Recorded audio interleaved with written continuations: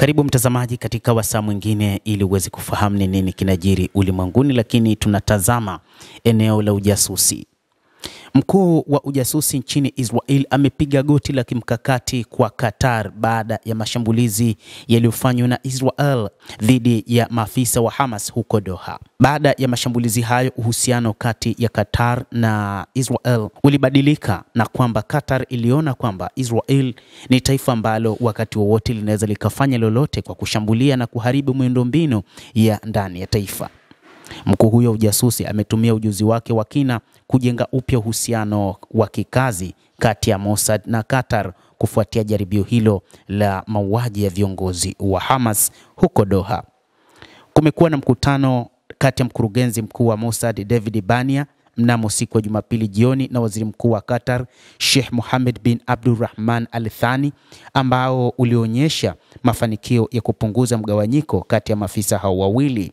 Hii imeripotiwa kupitia gazeti la Jerusalem Post. Al Thani alimworodhesha Bania, mkuu wa ujasusi nchini Israel, moja kati ya watu wabaya wasiofaa kuwa na uhusiano na taifa lake, ambapo alijaribu kuwaua viongozi wakuu wa Hamas katika ardhi ya Qatar mnamo Septemba 9 mwaka huu. Na hii ilipelekea Israel na Qatar kuwa na uhusiano mbaya wa kidiplomasia.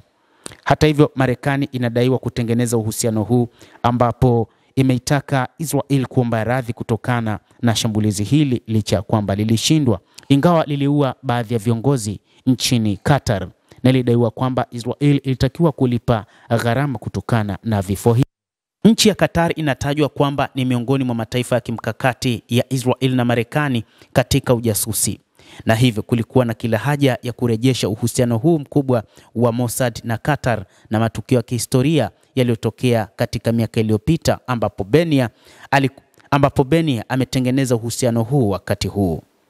Kabla ya vita kati ya Israel na Hamas kuanza Oktoba 7 na hata baadaye, Qatar ilikuwa na uhusiano mzuri kati yake na Israel, licha ya kwamba Israel kupitia ujasusi wake wa Mossad ulikuja na taarifa kwamba Qatar ilihusika kuratibu mipango ya mashambulizi ya Oktoba 7 yaliyofanywa na Hamas, lakini bado inaendelea na uchunguzi, na hivyo wachambuzi wa mambo wanaona kwamba pengine kuharibika kwa uhusiano kati ya Qatar pamoja na Israel ndiko kulikompelekea David Bania, mkuu wa Mossad, kutengeneza uhusiano huu ili kuendelea na uchunguzi.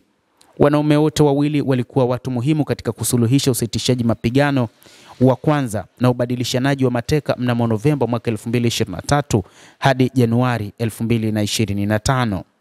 Lakini yote hayo yalikuja kutiliwa shaka baada ya jaribio la mauaji la Septemba 9. Shambulizi hilo lilituma ujumbe kwa Thani kwamba hawezi kuiamini Israel kuheshimu uhuru wa nchi yake, lakini baada ya kushutumiwa kwamba amelipa fedha kwa ajili ya Hamas kuishambulia Israel, ambapo Israel ilitaka Qatar kufanya ujenzi mpya katika eneo la ukanda wa Gaza, ikiamini kwamba kama isingelipa fedha nyingi kwa ajili ya Hamas, Israel isingefanya mashambulizi hayo. Kujalisha kwamba shambulizi hilo lilitaka kuwalenga maafisa wa Hamas pekee. Shambulizi hilo lilipotokea katikati ya mazungumzo ya mateka lilidhoofisha sababu yoyote ya Thani kumwamini Benia ama waziri mkuu Benjamin Netanyahu. Ama Thani angefuata mfano wa kihistoria, yeye na Benia wasingezungumza tena. Mnamo mwaka 1997 Mossad chini ya Dani Yatom walijaribu kushindwa kumuua afisa wa Hamas Khaled Mashal katika ardhi ya Jordan, na mawakala wa Yatom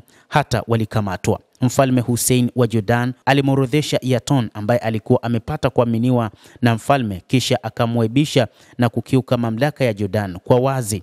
Yatom alitarajia operesheni hiyo ingefaulu bila mtu yoyote kulifuatilia kwa wakala. Haya yote yalifanya Qatar kuiona Israel kwamba ni taifa ambalo haliaminiki katika uhusiano wa diplomasia, hasa pale inapokuja wakati wa utatuzi wa mgogoro kati ya upande mmoja na Israel. Basi Israel mara nyingi huamini upande wa pili umekuwa upande wa adui. David Bania anatajwa kwamba alipinga shambulizi la IDF huko Qatar, lakini bado Al Thani hakumwamini, akiamini kwamba huu ni ujasusi uliofanyika kutambua ni wapi walipo maafisa wa Hamas ambao walikuwa kwa ajili ya kufanya utatuzi wa mgogoro kati ya Gaza pamoja na Israel. Na hivyo wakati huu Bania aliona njia pekee ni kujishusha, kupiga magoti na kuomba radhi ili waendelee kuwa na uhusiano, na uhusiano huu unatajwa kwamba ni kwa ajili ya kuendelea kutafuta namna ya kufanya ujasusi ndani ya Qatar. Endelea kutufuatilia, lakini usisahau kulike, kucomment na kusubscribe channel yetu hii. Naitwa Damu Hussein, endelea kuwa nasi wakati wote.